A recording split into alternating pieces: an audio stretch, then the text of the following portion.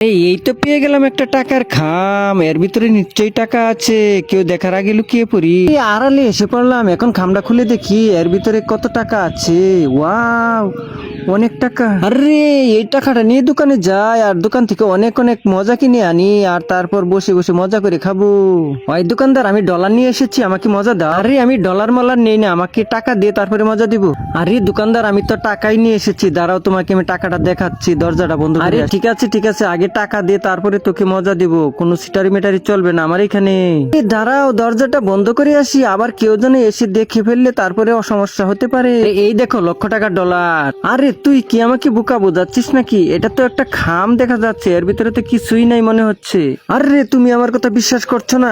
এই দেখো, লক্ষ টাকার ডলার তোমার সামনে ধরছি। আরে ওটা আমার কাছে দিয়ে দেখি, কিসের ডলার এটা? এটা তো দেখছি একটা ডলার ক্যান্ডি, এটা খেয়ে দেখ কেমন লাগে।